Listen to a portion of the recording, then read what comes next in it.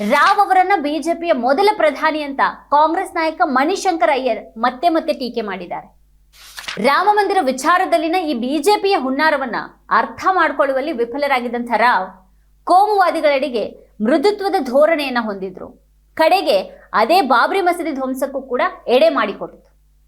ರಾವ್ ಈ ದೇಶವನ್ನ ಸ್ವತಃ ಹಿಂದೂ ರಾಷ್ಟ್ರ ಅಂತಾನೆ ಅಂದ್ಕೊಂಡಿದ್ರು ಮತ್ತು ಮುಸ್ಲಿಮರ ಬಗೆಗಿನ ಅವರ ಧೋರಣೆ ಅಸಡ್ಡೆಯಾಗಿತ್ತು ಅನ್ನೋದನ್ನ ಮಣಿಶಂಕರ್ ಅಯ್ಯರ್ ಅಂತ ನಾಯಕರು ಪ್ರತಿಪಾದಿಸಿದ್ದಾರೆ. ರಾವ್ ಕಾಲದಲ್ಲಿ ನಡೆದಂತಹ ಬಾಬ್ರಿ ಮಸೀದಿ ಧ್ವಂಸ ಪ್ರಕರಣದಿಂದಾಗಿಯೇ ಮುನ್ನೆಲೆಗೆ ಬಂದ ಹಿಂದುತ್ವ ಕೋಮುವಾದಿ ರಾಜಕಾರಣ ಇವತ್ತು ತನ್ನ ಉತ್ತುಂಗವನ್ನ ತಲುಪಿದೆ.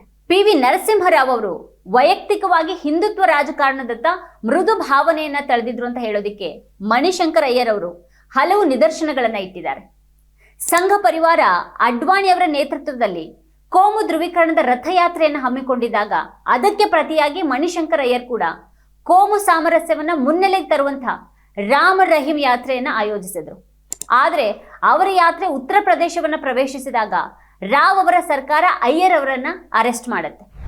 ಅದಾದ ನಂತರ ಅಯ್ಯರ್ ಬಳಿ ಮಾತನಾಡುವ ರಾವ್ ಎಷ್ಟೇ ಆಗ್ಲಿ ಇದು ಹಿಂದೂ ರಾಷ್ಟ್ರ ಅಲ್ವೇ ಅಂತ ಪ್ರಶ್ನೆ ಮಾಡಿದ್ದನ್ನ ಅಯ್ಯರ್ ಅವರು ಇಲ್ಲಿ ನೆನಪಿಸ್ತಾರೆ. ಬಿಜೆಪಿ ಮತ್ತು RSS ಹೇಳುವಂತಹ ಮಾತುಗಳೇ ರಾವ್ ಅವರ ಬಾಯಲ್ಲೂ ಬಂದಿದ್ದು ಹೇಗೆ? ಈ ಪ್ರಶ್ನೆಯಲ್ಲಿ ಮುಖ್ಯ ಆಗುತ್ತೆ.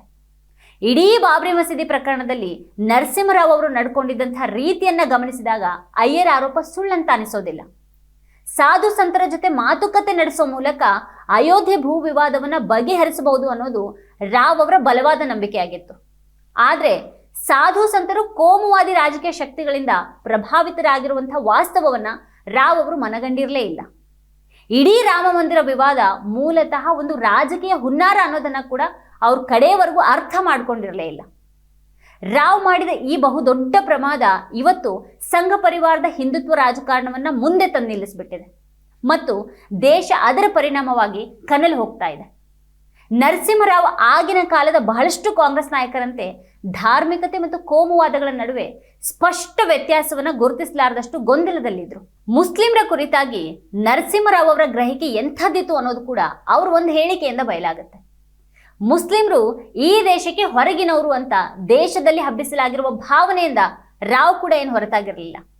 ಹಾಗಾಗಿಯೇ ಕೋಮುವಾದಿಗಳೆಡೆಗೆ ಅವರು ಮೃದುತ್ವ ಧೋರಣೆಯನ್ನ ಹೊಂದಿದ್ರು ಮತ್ತು ಅವರ ಈ ಮೃದುತ್ವವೇ ಬಾಬ್ರಿ ಮಸೀದಿ ಧ್ವಂಸಕ್ಕೆ ಎಡೆ ಮಾಡಿಕೊಟ್ಟಿತ್ತು. ಲಕ್ಷಾಂತರ ಕರಸೇವಕರು ದೇಶಾದ್ಯಂತ ಜಮೆಯಾಗಿ ಅಯೋಧ್ಯೆಯತ್ತ ಹೊರಟ ವರ್ತಮಾನವನ್ನ ಅಧ್ಯಯನ ಮಾಡಿದಂಥ ಕೇಂದ್ರ ಗೃಹ ಸಚಿವಾಲಯ ಸಂವಿಧಾನದ 356ನೇ ವಿಧಿಯನ್ನ ಬಳಸಿಕೊಂಡು ಉತ್ತರ ಪ್ರದೇಶದ ಬಿಜೆಪಿ ಸರ್ಕಾರವನ್ನ ವಜಾಗೊಳಿಸಿ ರಾಷ್ಟ್ರಪತಿ ಆಳ್ವಿಕೆ ಹೇರೋದಕ್ಕೆ ಶಿಫಾರಸ್ ಮಾಡಿತು. ಆದ್ರೆ ಆ ವರದಿಯನ್ನೇ ತಿರಸ್ಕರಿಸಿದ್ದ ರಾವ್ ಅದಾದ ನಂತರದ ಎಲ್ಲ ಅವಾಂತರಗಳಿಗೆ ಪ್ರಮಾದಗಳಿಗೆ ಕಾರಣರಾಗ್ಬಿಟ್ಟಿದ್ರು. ಅವರ ಅವತ್ತಿನ ನಡೆ ಕರಸೇವಕರಿಗೆ ಅವರೇ ದಾರಿ ತೆರೆದುಕೊಟ್ಟು ಕೂತ್ ಹಾಗಿತ್ತು ಅನ್ನೋದನ್ನ ವಿಶ್ಲೇಷಕರು ಸ್ಪಷ್ಟವಾಗಿ ಹೇಳಿದ್ದಾರೆ.